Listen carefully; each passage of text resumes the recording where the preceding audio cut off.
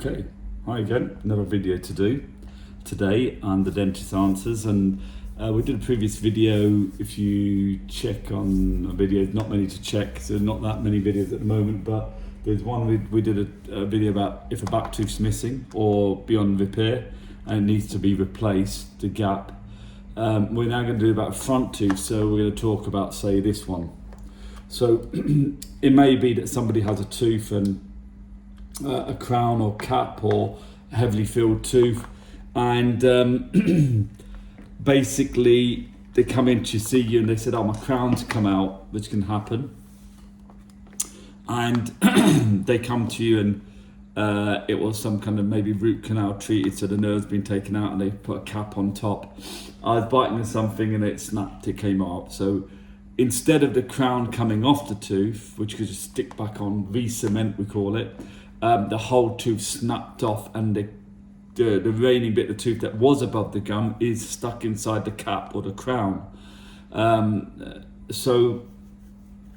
the tooth is broken under the gum. So say it's broken under the gum. We're not talking about at the gum margin or near the gum, because there's other options for that. We're talking about tooth that the root's split. Say the root's completely split or broken well under the gum. It can't be fixed. So the options are, again, any option, crazy though it may seem, is one of the options is to leave it as a gap. Not do anything, not take the root out, not replace the gap, nothing. So you could walk around with a gap there. I mean, I'm not sure many people would, but that is one of the options. The other option is to remove the root. So if it was a difficult one to remove, we'd take an x-ray to check it, what's going on with the root, so if there's any hooks or issues with taking it out. And we would either say, well, we can attempt to do it here, which would be a bit tricky, to be fair, especially if it's root canal treated or it's decayed underneath, because the root would be quite weak and liable to crush or split even more, which can make the job harder for someone you refer to. If you refer to an oral surgeon who specialises in taking teeth out and other things far more complex than that, but that's one of the most simple things that oral surgeons do because they're high level.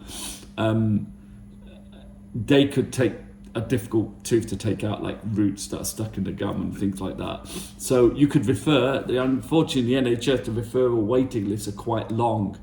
So a person could be waiting months before they get an appointment, even before they get seen at the moment in the NHS. So you could refer, you could attempt to do it. So you just numb up on the outside and the inside and, get the root out. So if you got the root out, then second option, so first option will not do anything, leave the root in, leave it as it is, and you're prone to probably get infection and swelling and stuff like that, and obviously not nice walking around with a gap there. Second option is to just get the root taken out, and that could either be at the practice with the dentist if they feel confident enough, or they have the ability to take out a difficult tooth to extract, which you take out, which should either be root treated or a root stump, or you could be referred and then leave that as a gap, leave it to heal, cover over, leave it as a gap, but it'll cover over, the skin will cover over, the bone will refill here where the root was, and it'll just stay there, maybe shrink a bit more down. So if we're talking about gaps at the front, slightly in the back, because obviously one of the options would definitely be if you have a bottom, say, or top back molar tooth missing, people have the tooth taken out, I'll leave it as space. You find most people wouldn't want it as space, so the options are a few, one of which is a denture, so plastic teeth. So you'd have a tooth, you'd do what we call an immediate denture. So the patient comes in with the tooth snapped off the gum. You'd take a mold top and bottom, because you need to know about the bite, so you need to know the bottom teeth, how they meet on the top. Take a top bottom mold, send it to a laboratory. They'd make your tooth with a plate, so they'd have a bit of cover and roof of the mouth there, and they'd have to slot in and tightly fit, snugly press against these ears so it fit tightly, so it holds. Because it's one tooth, sometimes the fit isn't great. So the thing with doing tooth at the front, you don't want to go all the way to the back because it's going to be too uncomfortable. You don't want to go all the way to the front, there'll be no hold. So you've got a balance between enough hold by covering the roof of the mouth and slotting tightly around these teeth, and enough comfort that it's all the way back so it feels uncomfortable and the patient wouldn't want to wear it. So I always explain to patients, too far back, good hold, not very comfortable, quite far forward, comfortable, not as much hold. Even when you get good coverage, sometimes it's just the way the teeth are positioned, it may not hold that well. So if you're going to do that on the NHS, it's band free, which we went over the bands in another video, previous video, so check that out. £326.70, but that's the highest band free, and that'd cover everything. That'd cover the x-ray, the checkup that you probably need with it, taking the tooth out, the denture, everything. And if you needed any other fillings or anything under that course of treatment, you wouldn't pay any extra. So what happens when you have a tooth taken out and the denture fitted? The bone and gum will shrink. This will shrink. So it starts that level there and it will go higher up.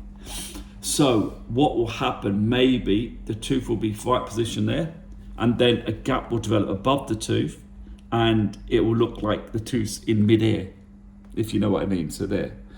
Or the tooth will start, the denture start to sit up higher and the level of the tooth was right to begin with and the level will go up. Or you could get looseness.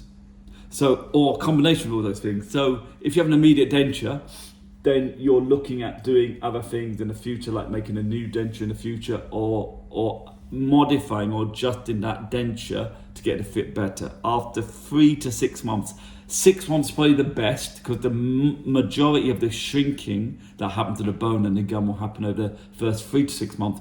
Quite a lot in the first 3 months, and still a fair amount in the next 3 months after that. So over 6 months, you can get the majority of the bone shrinkage. So if you're going to do anything in the future with it, you want to do it after 6 months, ideally. The longer the better, really. So that's the option of denture. The other option is have a denture initially, of course, because you need something for the gap, and then you could have a bridge. So a bridge is a cap that goes over the tooth with a tooth attached. Now, commonly, I would suggest people do both to make it more secure. But you see the teeth move, they shift a little bit each time. Not really crazy shift, but they just move, and they move independently because they're not fixed firmly in the bone. They're held in the bone with something called a periodontal ligament and fibers that keep the teeth firmly in the bone. But they do shift a bit, have a bit of slight movement. So if this moves, and it's only attached to there, so that will move freely. These two will move, that will move, and that will move. If you have it fixed here and fixed here, if that moves, that may stay fixed. Then it will affect, it could cause the way that's stuck on to come away a little. If it comes away a little bit, food and bacteria can get underneath, and it will cause issues. To do 2 teeth, it's more secure. To do 1 tooth, it's a better long-term option, and you haven't drilled down 2 teeth. Unless these teeth are already caps or crowns, then fair enough. You take the old crown off, you'd re-prepare it, tidy up, take molds top and bottom, send it to another lab, a crown and bridge lab, and they do a cap here, tooth stuck in the middle. If you're just going to go for that one cap there, stuck in the middle. So you'd have to prepare the tooth. There are different ways of preparing the tooth. There's different types of bridges. We can go over that maybe in another video, because this would be too long otherwise. But you need to wait 6 months to denture first. You'd pay for the denture first, £326.70. And this is like 6 months later, you'd pay for the bridge. Oh, now I have to pay twice. Well, if you're going to go to Asda and, for example, buy a loaf of bread, you pay for the loaf of bread, and then 6 months later, you want another loaf of bread, you go to Asda again, you're going to pay for the other loaf of bread. It's just the way it is. You have to pay for the treatment. You shouldn't have to pay for it. Yeah, there's another debate about NHS and charging patients, but that's a debate for another day. Right. So you're going to either off that one on its own, which will give it free movement, or these more secure. Personally, as a bite isn't very heavy, really heavy and tight, I would just go off one, because the less things go wrong, less drilling of people's teeth, and the less you drill your teeth, the better. If the bite's very heavy and tight, then you have to think about that, advise the patient. You have to look at the bite, how heavy it is. Most people with the bite's kind of like that, so not too tight. You would advise the patient out there, just take it easy. Treat it as a cosmetic. Don't bite the whole apples, caramels, toffee, chewing gum. Don't bite pen to pencil. Don't open packets of your teeth. Don't bite your nails, because or you could damage the tooth underneath, snap the tooth, and then be in the same situation you were with this one. Something caused that to break, maybe a hard impact and not being careful. I'm not saying that, or decay or whatever got underneath, and sometimes something will cause that. And then you have a 2 tooth gap, and then these two can't support a bridge. So be careful. if you can do that. The next option, and the best of the best of the best and the most expensive, is an implant, where you'll go to a specialist for this, they will. And this is another thing, if they want to get involved in the implant straight away, the most important thing with the implant is the quality and quantity of bone. How much bone to support, because you need the width of bone and the depth of bone. If you take a tooth out and let it heal over, let's let it heal over 6 months, the gum bone will shrink from the outside inwards, from the front to the back, and the height will go. So you lose the bone. If you have to do more complicated things to provide more bone, they can do that. Implant people can, but it's better to have solid bone. So you may consider, if a patient is ready and willing to go ahead with a root implant treatment straight away, you'd refer to a specialist. They would take the root out in a very careful manner to preserve as much bone as possible, because the asset with implant is good solid bone. And then what they do is, if I show you this, say this was the implant, they'd embed it in there without the tooth there.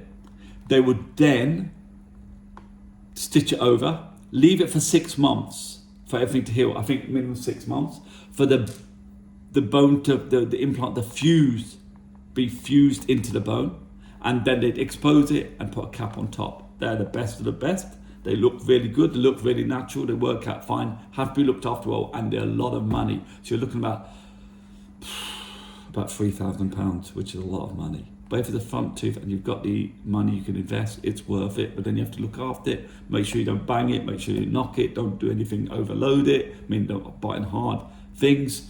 I think they're the options. I mentioned in the other video, doing a bridge on a back tooth is risky because there's a lot of things that go wrong, and you have to prepare it very well, because you have to prepare it off two. You can't have it off one at the back if a molar's missing. Maybe with a tooth near the front, you could do it off the molar. This one here, if it's missing, you could go off the molar tooth, the big tooth, but then it is risky because it's more load. At the front, you don't have as much load, as long as the patient look after it. Naturally, back teeth, they're chewing and grinding teeth, a lot of forces on these back teeth. So it'd be a bit more risky if you're going to try and bridge there. At the front, it works okay. And I have indeed done bridges for patients at the front where they've not been happy having a denture and they'd want to have a bridge, and we've done the bridge and we've advised them, if you break this tooth, you're definitely going to have a denture or invest in implants, because it'll be too big a span, and risky, and the teeth on either side will be, they're too small to support, because the tooth has to be at least bigger or the same size to support. Smaller tooth's not going to work. People do them, but it's risky. It's really risky, because it's about loading up and simple mechanics. You don't want to overload teeth, because they'll just either break or the bridge will come off, whatever. So you just have to be careful. So they're the options. The first one, not do anything at all, which seems crazy, but it's possible someone could say, I don't want anything to do. Second one is not as crazy, but still a bit crazy if you ask me a bit, why do you do that? Want a gap at the front? You take the root out, but leave it as a gap. Third one's a denture, tooth on a plate, £326.70, band-free NHS, and then you may need a new denture in 6 months when the bone and gum shrinks and heals, or modifying the denture. Sometimes people don't have any issues at all, and that's based on the patient. It's all down to what the patient wants. We never say you have to have this, you don't have to have that. No, it's whatever the patient wants within reason. And then you've got the bridge, so you'd have a tooth on the plate initially, then a bridge in 6 months' time, again to let the bone and gum shrink as much as you can, because we're going to have a cap there, want to look natural. And the other option, final option, implant. Personally, if I had the money, implant every day, all the time, because it's the most, you're not going to affect the other teeth. You don't have to take it out at night, because with a denture you have to take it out at night. It's not removable, it's fixed, and it will work good if you look after it. Don't overload it, don't put it under too much pressure. I always say, don't bite hard food, don't bite hard into whole apples, cut your food in slices. Even when you're biting soft food, go gently, slowly, carefully, measured. Every mouthful of every food you eat, soft or otherwise, just slowly and carefully. Maybe something hard in there that wasn't meant to be there, called snap, like a bit of bone. If you eat meat, if you don't eat meat, popcorn kernels, things like that. Crusty bread is another one. Just be careful.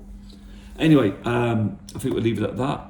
If you've got any questions, queries, let us know and put down in the comments, and we'll see you next time. Okay, bye-bye.